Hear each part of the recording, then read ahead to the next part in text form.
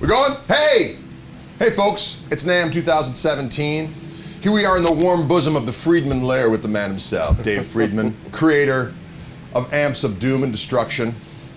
And I gotta tell you a little story, if I could. Absolutely. So of course I've been enjoying immensely when we do the Wildwood videos playing a Friedman Smallbox 50 head and 212 cabinet. And one day we get done with a day of shooting videos, we go back to the store, and occasionally the guys will have me do some little iPhone videos for somebody who just bought a guitar that day and want me to do a little something, something. So I'm sitting down, they plug me into a Smallbox 50 112 combo. And they plug me in and I'm playing and I'm digging it. I'm like, well, what do you think of that amp? I go, what are you kidding me? I love it. They go, well, it's yours. I go, excuse me? Some customer enjoyed the videos so much that he wanted to do me a solid and bought that amp for me. Wow, that's great. Which was one of the greatest moments of my life, I have to be honest. And then he wanted to remain completely announced. I have no idea who it was, but I've been using the hell out of that amp and it's fantastic. Great, great. And so you rule. That's all I'm gonna say. I'm gushing a little bit. Kind of a man crush thing. Not that there's anything weird about that, I don't think. A little close quarters, but hey, whatever. So we have, I should mention that the Smallbox 50 I have is also a Wildwood iteration. What? And we have purple clad versions that are available as of this NAMM. Tell us a little bit about these morsels if you'd be so kind. Well, it's still the Wildwood version of the amplifier that you have been selling, but in limited edition purple for you guys, because you wanted some nice colors. Right. Because everything purple sounds better. Well, that's a fact, as we know. Absolutely. Absolutely. Yeah. If you guys are familiar with it, this is a different take on the Smallbox. It's actually kind of a 3-channel version. Right. Kind of adds an extra, slightly over-the-top channel. Right. Just 2 gains still, but the boosted channel is just a little more gain, and you have a master to control how loud it is. Right. And then on the Taco amp, we have... The purple Taco. The purple Taco, yes, that's interesting. We have a fat switch added to your edition, and we have a saturation switch added for a little more gain. So that's the Wildwood special edition of it.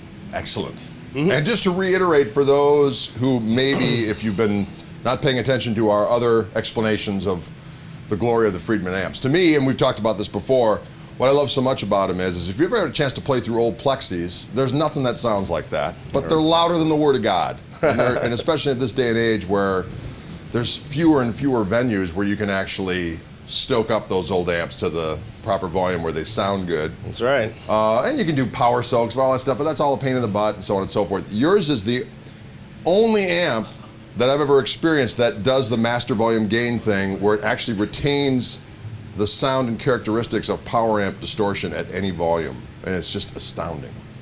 That's why I dig them, and I dig you. So for these amps we have, there's 2 channels. The first channel is kind of like a traditional Plexi. Kind of like more of a traditional Plexi, light overdrive to clean.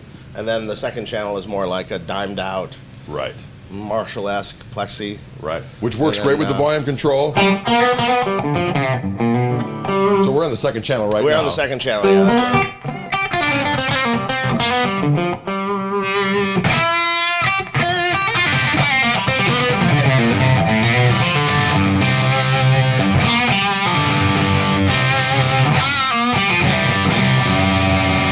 Sounds glorious. Big and bad. And of special note, you're playing through a cabinet loaded with something interesting. Please, impart with us. New prototypes of Friedman Celestions. Aha! So tell us about these devices. What makes them uniquely Friedman-esque? I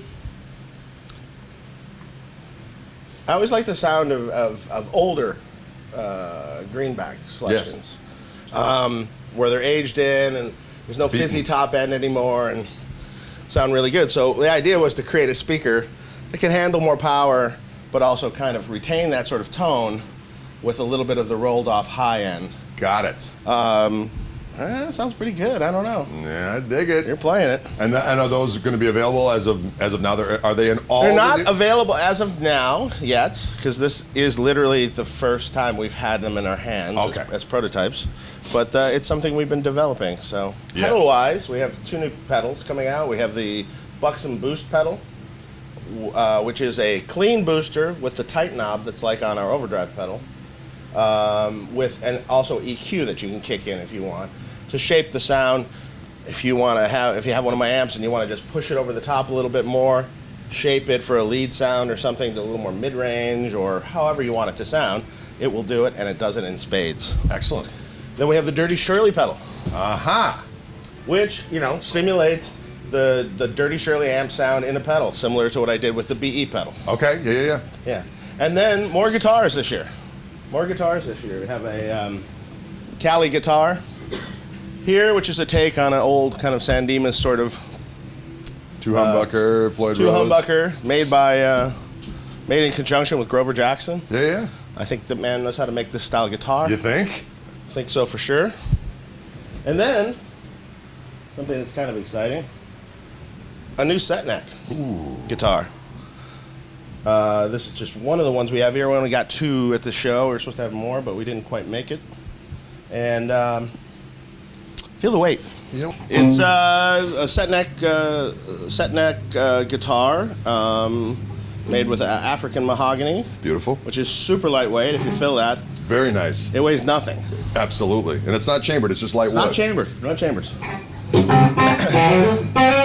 And Friedman designed pickups in it, what we've done together with Grover, and maple cap on it.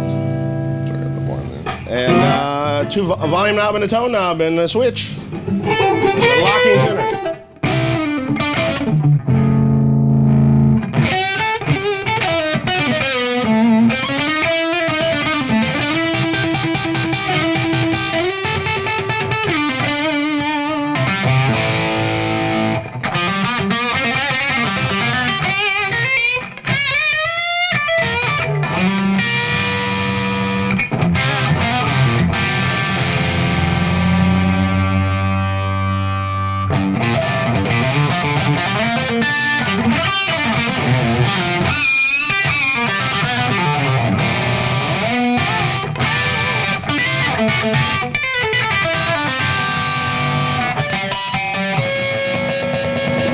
Sounds great. I love the fact it's just a volume and a tone.